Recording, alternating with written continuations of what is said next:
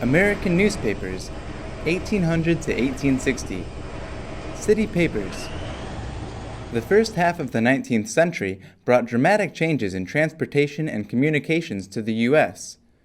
The introduction of the railroad and the telegraph greatly accelerated the transmission and dissemination of information. At the same time, the demographic structure of the country was changing rapidly, with the population spreading to the west and concentrating in cities. These changes both increased the demand for newspapers and facilitated their production.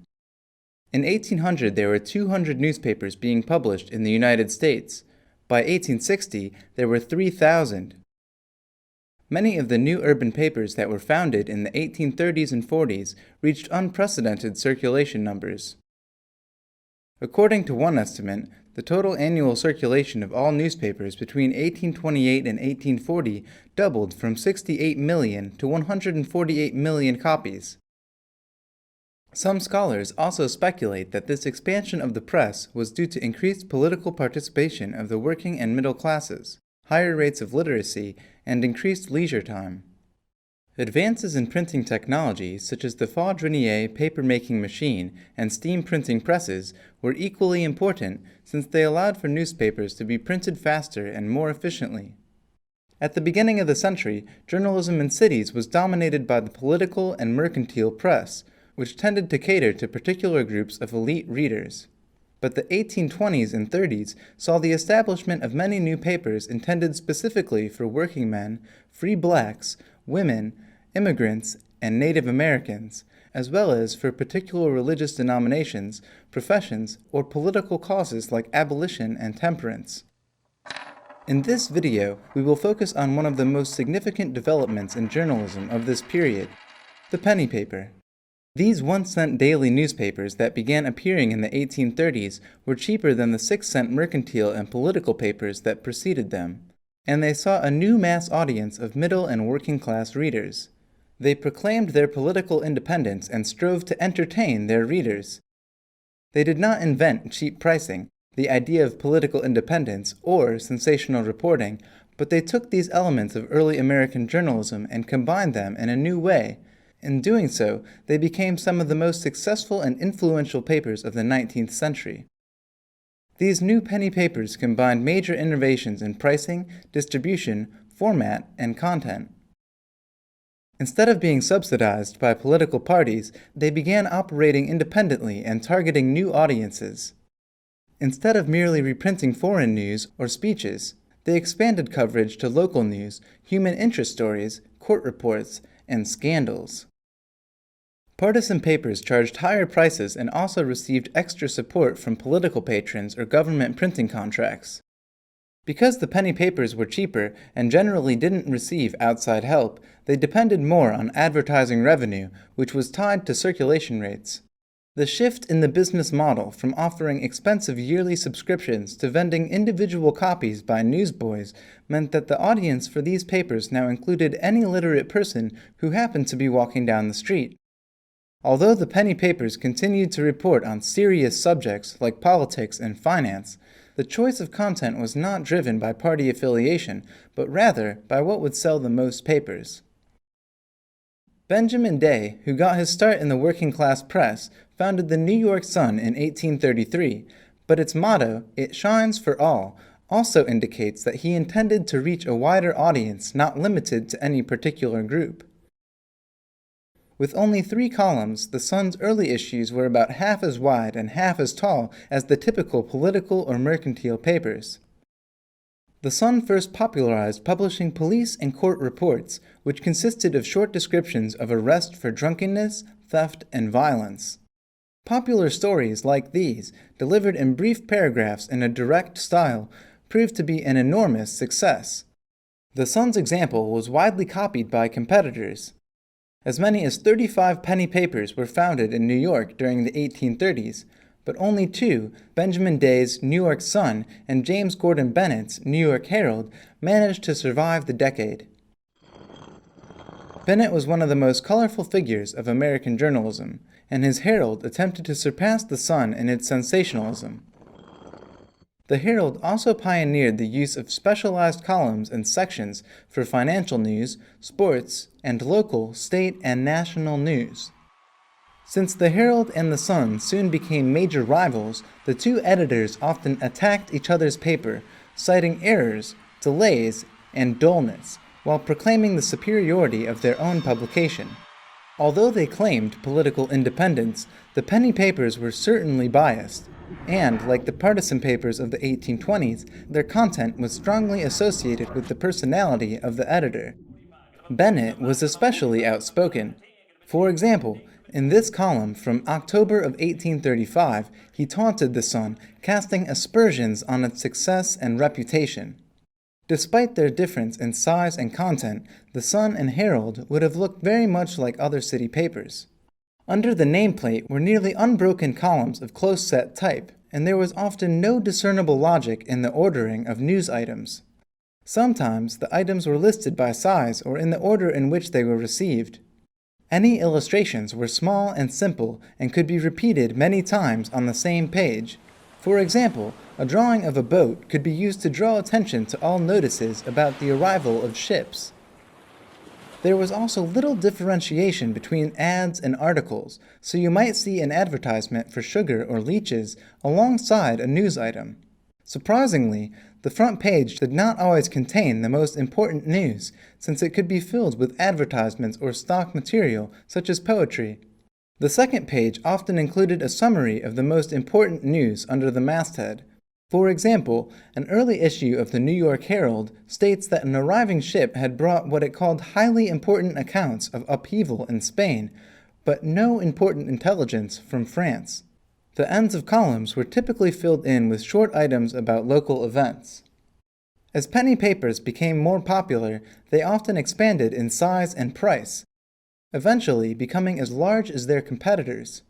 The Herald grew from 4 to 6 columns, and weeklies could grow especially large, as you can see from this comparison of the original Sun in 1833 and the size of its 8-column weekly edition in 1846. When Horace Greeley founded the New York Tribune in 1842, he wanted to make the penny paper respectable. Although the Tribune is often considered a penny paper, it sold for 2 cents an issue and received support from the Whig Party in order to counter the pro-Democrat slant of the other penny papers. But Greeley was also too politically eccentric to fit within one party, and he tended to support idealistic causes such as temperance, labor unions, and women's suffrage. Despite their claim to speak for the common man, the penny papers also excluded some voices. In the autobiography of Willis Hodges, an early black newspaper editor, describes an incident in 1846 when Hodges wrote a letter to the New York Sun protesting its position on African American suffrage. According to the autobiography, the Sun refused to print it without a fee, telling him that the sun shines for all white men, only. The following year, Hodges started his own paper, the Ram's Horn, which received support from John Brown and Frederick Douglass.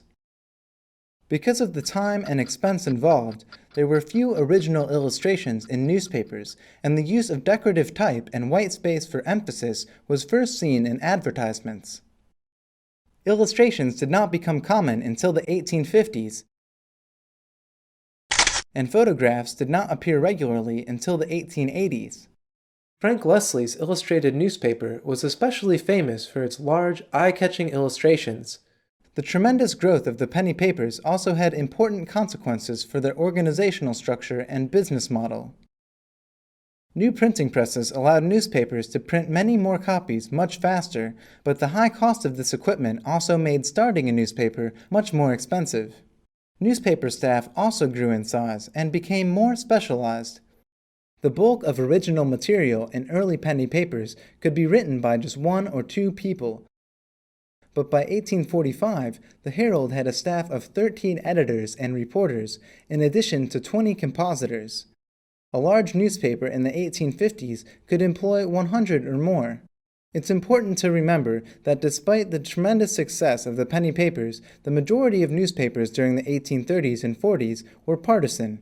Until the 1870s, political papers like the Washington Globe, the Albany Argus, and the Charleston Mercury continued to be important sources of information about political speeches, elections, and legislative activity.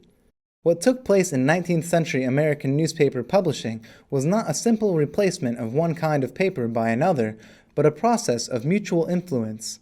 The partisan papers became more like the penny papers by publishing more timely news, seeking wider audiences, and relying more on advertising revenue.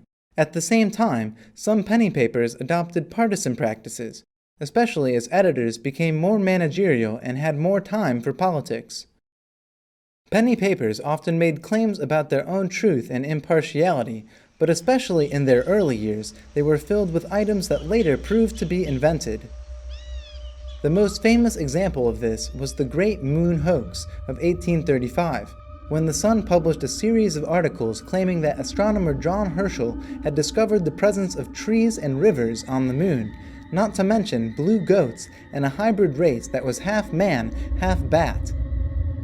The hoax was finally exposed by the New York Journal of Commerce, but not before the articles had been widely reprinted and the Sun's circulation had nearly doubled. Even when it came to more local news, there was a great deal of room for invention. One of the biggest stories in the 1830s was the trial of Richard Robinson for the murder of Ellen Jewett, a fashionable prostitute. One night in 1836, Jewett's body was discovered in a burning bed with a deep gash in her head.